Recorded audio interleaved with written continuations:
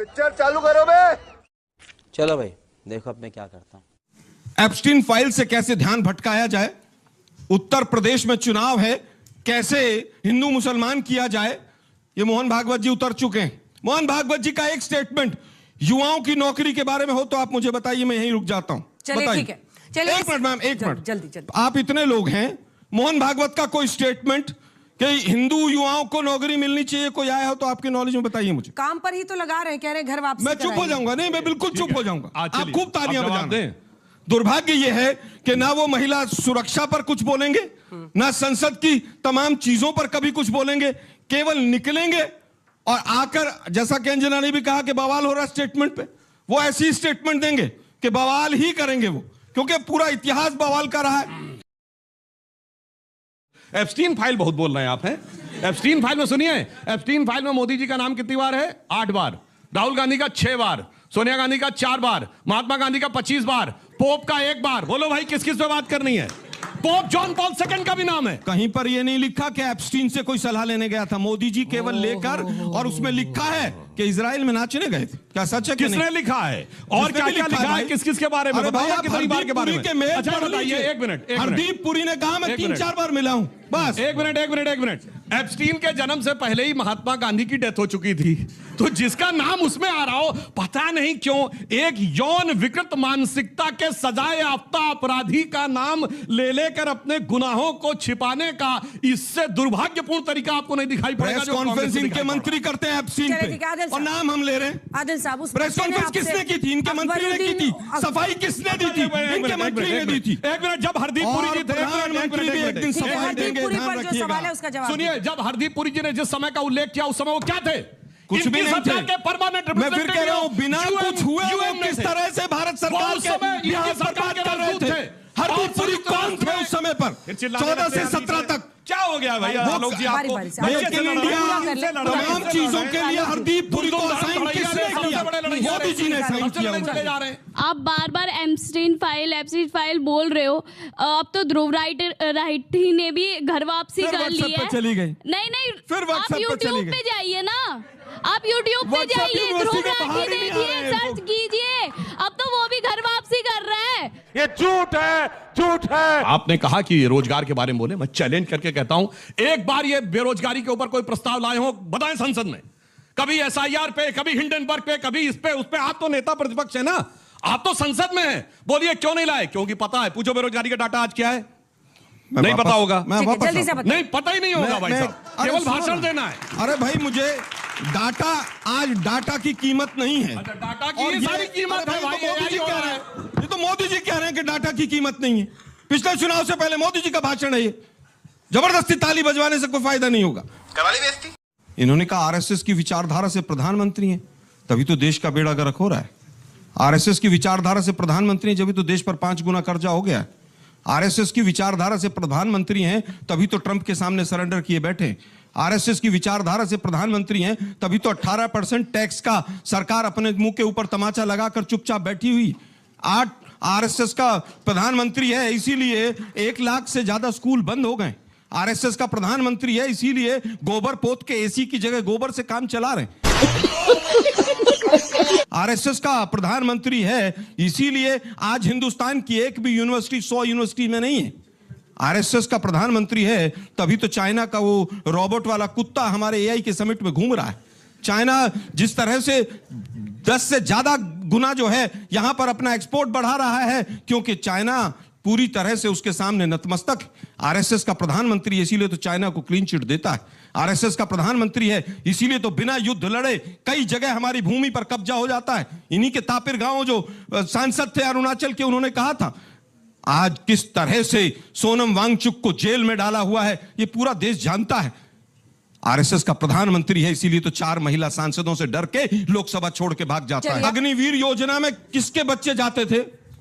Police में कौन जाता था? फौज में कौन जाता था? ये डांट के ताली बजाना टाइट करना चाहते हैं वही जाते थे क्या?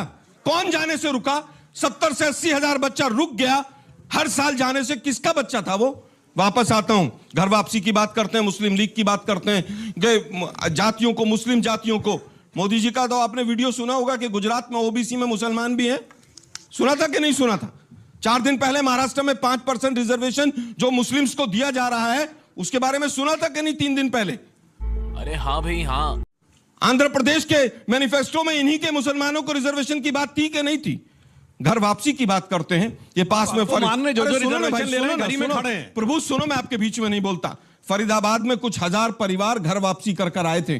फरीदाबाद यहीं से लगभग 50 किलोमीटर दूर है। कुछ समय के बाद वो वापस अपने धर्म में चले गए। उन्होंने कहा कि न हमसे कोई शादियां करता है, न हमारी कोई शादी में आता है हिंदू, न हम किस जाति के अंदर जाएंगे, हम किस जाति के यहां पर अपनी बेटियों को बहाएंगे, उनको हमें कुछ नहीं पता है। केवल ये राजनीति करने के लिए है और कोई सांस्कृतिक संगठन नहीं है। विशुद्ध हिंदू मुसलमान में बांटने के लिए। अगर जहां हिंदू खत्म हो जाते हैं तो मुस्लिमों का आपसी भाईचारा भी खत्म हो जाता है। दुनिया में एक देश बताइए जहां इस्लाम के सारे फिरके पाए जाते हो? सिर्फ हिंदुस्तान है। रुक, तेरे को बताते। देश का कैसा दुर्भाग्य है कि पूरा भाषण हिंदू मुसलमान पे और अंत में कह रहे हैं कि भाईचारा बढ़ना चाहिए। कमाल है भाई।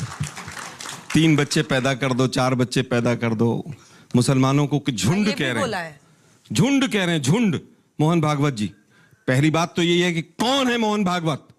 एक ऐसे संगठन के मुखिया हैं जिसने आज तक अपना रजिस्ट्रेशन नहीं कराया। एक ऐसा संगठन जो अंग्रेजों का पिट्ठू था, बुलबुल पर घूमता था, 60 रुपए पेंशन लेता था, माफीनामे लिखता था। 12 करोड़ रुपए प्रति वर्ष इस व्यक्ति। कुछ नया ये नहीं बोल रहे। अरे भाई सुनिए ना, नया ये तो बहुत बड़ी बात बोल दी ना। अब हंस रहे हैं ना आप, अब हंसी आ रही है आपको मोहन भागवत पे? अभी बताते हैं। नहीं, मोहन भागवत पे हंसी आ रही है ना। दुर्भाग्य यह है कि 12 करोड़ रुपया टैक्स पेयर्स का पैसा, जो बच्चे ताली बजा रहे हैं इनके टैक्स पेयर्स का पैसा मोहन भागवत के ऊपर खर्च होता है। 12 साल हो गए इनकी सरकार को आए।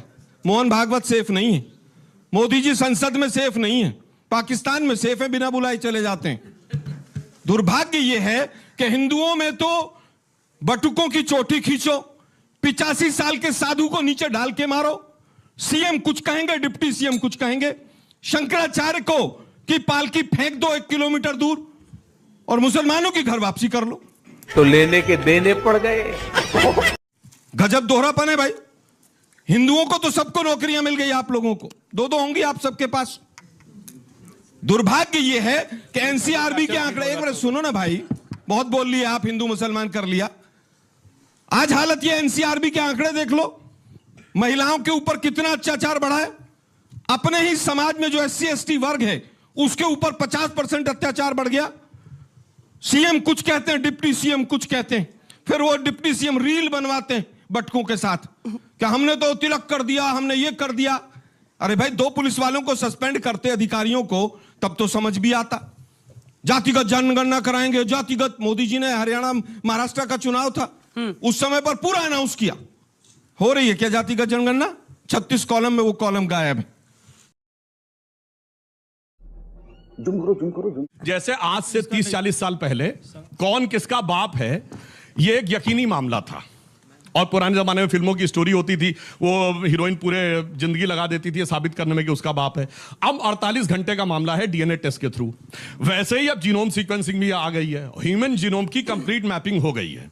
और it's a matter of 5 to 7 years जब वो ओपन होगी, जब सबका सबके हाथ में होगा, और उसके बाद किसका जेनेटिक मैप किससे कनेक्टेड है ये बताने में कोई आवश्यकता ही नहीं होगी। ये सब कुछ साबित हो जाएगा आखिर में कि अमर, अकबर, एंथोनी तीनों का बाप किशन लाल था। ये डीएनए टेस्ट साबित कर देगा तो हमें घर वापसी की जरूरत ही नहीं होगी। अभी पता चलेगा। 48 घंटे में डीएनए टेस्ट हो जाता है, सबका पता चल जाता है। 12 साल से सरकार में बैठ के पकौड़े तल रहे हैं। क्यों नहीं कराया भाई डीएनए टेस्ट? किसने रोका था? नवाज शरीफ ने रोका था। क्यों नहीं कराया 12 साल तक? डीएनए टेस्ट कंसेंट से होता है। अरे भाई, कंसेंट पढ़े लिखे तो आज आपने मुसलमानों का कंसेंट ले लिया, जो है इतना लंबा चौड़ा भाषण पेल रहे हैं आप। क्या मुसलमानों का और क्रिश्चियंस का आपने कंसेंट लिया है? मोहन भागवत ने किसी का? अपनी शादी नहीं करनी, अपनी शादी नहीं करनी, हिंदू महिलाएं, हिंदू बच्चियां 4-4 बच्चे पैदा करेंगी। किसने अधिकार दे दिया भाई मोहन भागवत को? कौन क्या पहनेगा वो मोहन भागवत बताएंगे, कौन क्या खाएगा ये मोहन भागवत बताएंगे। संविधान आया तो कहते हैं साहब ये तो विदेशी है। तिरंगा आया तो बोला 3 नहीं होने चाहिए, 2 ही रंग होने चाहिए। 52 साल तक तिरंगा नहीं फहराएंगे अपने यहां पर हिंदू मुसलमान पूरे शो में, इसके अलावा कोई चीज नहीं। मोहन भागवत कह रहे हैं कि जातिवाद और तमाम चीजें कम होनी चाहिए। ये प्रधानमंत्री की भी जातियां बताते चले गए, अपने सारे मुख्यमंत्रियों की जातियां बता दी। बेशर्मो, शर्म करो, शर्म। मतलब पहले तय तो कर लो भाई। नाम नहीं लिया, सुनने अरे भाई देते पहले क्या? तय तो कर लो आप। उमा भारती फलानी थी और वो फलाने कल्याण सिंह थे। अरे भाई किसने जाति पूछने के लिए बुलाया क्या आपको? ठीक है, दो तीन आप यहाँ सवाल ले जातिवाद लेते को हैं। बढ़ावा देने के लिए जाति आए आप क्या? पूछते हो। अरे भाई हमने नहीं पूछी जाति, जाति इनका हमने लेना, जो जात हमने बोलता, नहीं जात पूछी बताओ तो किसकी पर- क्या जाति है। मैंने जाति और धर्म के बारे में कोई शब्द नहीं बोला, कोई विभाजन की बात राहुल गांधी नहीं बोलते की। हैं मैं जात तो के केवल बारे ये में। कहता हूँ कि खुलेआम आप बात झूठ बोल रहे हैं। सनातन की करते ये हैं, झूठ बोल रहे बात सनातन की करते हैं, वोट सनातन के नाम पर मान के, लेकिन आप धनातनी हैं। अच्छा, कितने लोग यहाँ पर जो युवा बैठे हैं चाहते हैं कि कास्ट के आधार पर सेंसस हो, यानी जब सेंसस हो तो आपसे आपकी जाति भी पूछकर लिखी जाए? नहीं, ये सब लोग नेहरू और गांधी के विचार को मानते हैं और ये राहुल गांधी के विचार। नेहरू गांधी का ये विचार था कि जात नहीं, में लेकिन लिखी जाए। अनाउंसमेंट तो मोदी जी ने प्रधानमंत्री रहते हुए नेहरू किया ने था। रोका था भाई अरे जाति भाई, का जनगणना। मोदी जी ने पीएम रहते हुए अनाउंसमेंट किया कि मैं जातिगत जनगणना इसका कराऊंगा। मतलब जाति होनी आप चाहिए ना? सहमत हैं मोदी जी होनी से कि चाहिए नहीं? ना? बोलिए होनी चाहिए। मना कर रहे मैं हैं जात सर। को मानता नहीं, सर, कुछ मना सब तो मना कर कर रहे हैं। रहे हैं। राहुल जी तो रोज बोल रहे हैं होना मैं फिर चाहिए। कहूंगा। वो तो पत्रकारों राहुल की जी जात मैं किसकी फिर मदद कर रहे हैं? कहूंगा। और आपकी सरकार ने अनाउंस किया है कि करेंगे, मैं फिर कहूंगा। तो दोनों वही कर रहे हैं। तुम्हें शर्म है कुछ? हमारा केवल जातिगत मतलब जनगणना फ्राइडे की को। बात नहीं थी, उसमें इकोनॉमिक स्टेटस और एजुकेशनल स्टेटस भी था। बाकी छीन एक के बार दूसरे सुनो को ना, देना है। सुनो ना भाई, चलिए, तो छीन के देना है तो मंगलसूत्र छीन तो लिया सर, 2 सवाल- लाख पे गोल्ड पहुंचा दिया, पूछो, मंगलसूत्र पूछो। और कैसे चलेगा? आप बोल रहे हैं कि बीजेपी सरकार ही हिंदू मुसलमान करती है, तो मैं आपको कुछ स्टेटमेंट याद दिला देता हूँ। 2021-22 में राहुल गांधी ने चुनाव प्रचार के दौरान सिर्फ हिंदू मुसलमान किया था। 2023 में उदयनिधि स्टालिन ने क्या क्या किया बोला था उससे उन्होंने? सबसे वाकिफ है। और 2012 में व्हाट्सएप पे सर, मैसेज आया। नहीं अरे व्हाट्सएप पे नहीं है सर, व्हाट्सएप यूनिवर्सिटी से हमने ये पढ़ते हैं सर। व्हाट्सएप और गलगोटिया छोड़ दो भाई। सर हम गलगोटिया को भी नहीं करते, हम होमवर्क करके आते हैं। सर ये गलत बात, हम होमवर्क करके आते हैं। अंजना जी, 15 से 20 चेहरे ऐसे हैं जो हर शो में दिखते हैं। सारे ये बीजेपी के कार्यकर्ता हैं, सारे के सारे बैठे हुए। अरे अभी आगे ये चश्मे वाले बैठा, पूछ लो क्या है। अरे पर फिर भी सर ये वोटर भी है। मैं फिर कहूंगा, वोटर होना और बीजेपी का कार्यकर्ता होना, इनमें दोनों में फर्क है। ये चेहरे तो वोट पे असर नहीं सर, डालते, सर- कुछ चेहरे आते हैं। आलोक सर, सबसे पहले बात, हम किसी पार्टी के कार्यकर्ता नहीं है। इलेक्शन कमीशन से वोट आलोक चोरी सवाल करके पूछिए, सर। सरकारें बना रहे हैं आप लोग। सवाल मैम एक और स्टेटमेंट का मैं इनको याद दिलाना चाहूंगा। सवाल सर पूछो आप ना, हाँ सर स्टेटमेंट आ रहा हूँ मेरे सर, पास आ रहा हूँ बहुत सर, आ रहा हूँ सर। मोदी जी ने आप कहा बोलने था तो मुजरा दीजिए, शब्द। आप बोलने मोदी जी तो का नाम दीजिए। एब्सेंट फाइल्स में, उस पे क्या कहेंगे? सर यूएस गवर्नमेंट ने साफ साफ मना कर दिया था कि किसी भी सर इससे भी लड़ोगे आप, इससे भी लड़ोगे। नहीं सर, ये गलत बात है। अरे भाई मोदी सर के 2012 में आपके मोदी अकबरुद्दीन जी के ओवैसी ने क्या स्टेटमेंट दिया वो भी पता है। मोदी अब जी मेरे के- को आप बताइए मोदी क्या जी के आप लोग हिंदू प्रेरणा मुसलमान नहीं कर स्रोत रहे? है। चुनाव आ जाता है आप हिंदू एब्सिन है, मुसलमान पे आ मोदी जी जाते हैं, के चुनाव आ प्रेरणा जाता स्रोत है और जातिवाद पे आ जाते हैं। कैसे बात कर रहे हैं सर? और अब हम पे आरोप लगा रहे हैं कि हम बीजेपी के कार्यकर्ता हैं। ये गलत बात है सर। जली ना, तेरी भी जली ना। सुधांशु सर, मुसलमानों के लिए बाद में, पहले उससे पहले मोहन भागवत जी का एक बयान आया था भारत देश में कि इस भारत देश में 4 प्रकार के हिंदू होते हैं। पहले हिंदू जो कहते हैं गर्व से कहो हम हिंदू हैं। दूसरे, हम हिंदू है इसमें गर्व की क्या बात है। तीसरे, अरे हम हिंदू है धीरे से बोलो। और चौथे, जो अपने हिंदुओं की पहचान भूल चुके हैं। तो मोहन भागवत जी अपने इस बयान से क्या संदेश देना चाहते हैं? अगर वो संदेश एक होने का है तो वो एकता कब आएगी सर? कि कैसे हिंदू, उसके लिए जानते क्या है? ये जो एम वायरस हमारे दिमाग में घुसा हुआ है आजादी के इतने लंबे समय के बाद, मतलब Macaulay virus of 19th century और Marxist virus of 20th century, ये दोनों जो हैं इसी ने हमारे मन में ग्लानि भर दी है। 13 दिन की सरकार में सुषमा स्वराज जी की स्पीच देखिएगा, उन्होंने बोला था कि इस दिल्ली में यह माहौल बना के रखा गया था, इस भारत में आप तब तक इंटेलेक्चुअल नहीं माने जा सकते लुटियन जोन में जब तक आप अपने भारतीय होने पर ग्लानि का अनुभव और हिंदू होने पर शर्म का अनुभव ना करें। अब जब से वो शर्म गर्व का अनुभव में बदलने लगा है, तब से बहुत से लोगों के नीचे की जमीन सरकने लगी। देखिए 12 साल से सरकार इनकी जमीन दूसरों की खिसक रही। शंकराचार्य से भी कागज मांग रहे हैं, तो कागज दिखाओ, कागज दिखाओ, कागज दिखाओ। अभी तक तो अब्दुल से कागज दिखाओ, कागज दिखाओ, अभी शंकराचार्य से ही मांगने लगे। हिंदुत्व के ठेकेदार भी ये हो गए। शंकराचार्यों को चारों को घर पे बैठा दिया, उनकी पालकी फेंक दी।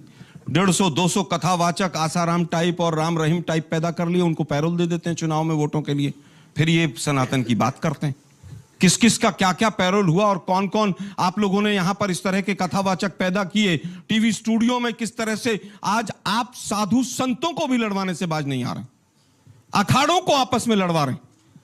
उनको ऐसा कर दिया है कि वो उसके पक्ष में बोलेगा, वो उसके पक्ष में बोलेगा। अब पता नहीं योगी जी शायद किसी को शंकराचार्य बनवाने के लिए लगे हुए हैं, इसलिए लड़ाई हो रही है। अरे भाई आप लड़ क्यों रहे हैं आपस में? आपके आने के बाद तो साधु संत आपस में लड़ने लगे और आप सनातन की और तमाम चीजों की बात करते हैं। अभी कहते हैं कि हिंदू मुसलमान बड़े प्यार से रहता है हिंदुस्तान में। बिल्कुल रहता है भाई, लेकिन अरे सुनिए ना भाई, सुनिए ना, वहां फलाना था, वहां वो ये था। आपके इस पूरे संसद में आप एक सांसद जिता के नहीं भेज पाए। आप एक मिनिस्टर मुस्लिम नहीं बना पाए। आपके तमाम सांसद कहते हैं कि हमें मुसलमानों का वोट नहीं चाहिए। आपके मुख्यमंत्री मुसलमानों के फोटो पर टारगेट करके गोलियां चलाते हैं। ठीक है, और इस आप पर एक एकता की डायरेक्ट बात जवाब करते हैं। दीजिए, डायरेक्ट सुप्रीम जवाब। कोर्ट लताड़ एक मारता है मुस्लिम आपको। उम्मीदवार नहीं मिलता है आपको, आपकी पार्टी को डायरेक्ट सुधारनी जवाब। इंडी गठबंधन ने 540 में 120 मुसलमान दिए थे, बोलो हाँ या ना। यूपी के अरे दिए, टिकट ही नहीं दिए, खुद दिए, देते नहीं। और हमसे पूछते हैं महाराष्ट्र जो यूपी के बाद सबसे बड़ा है, 48 में एक मुस्लिम नहीं दिया 2024 मैं आपसे नॉट इवन ए सिंगल। हमसे भाषण दे रहे हैं, किसे कहते हैं खुद मियां हमने सब कुछ बनाया।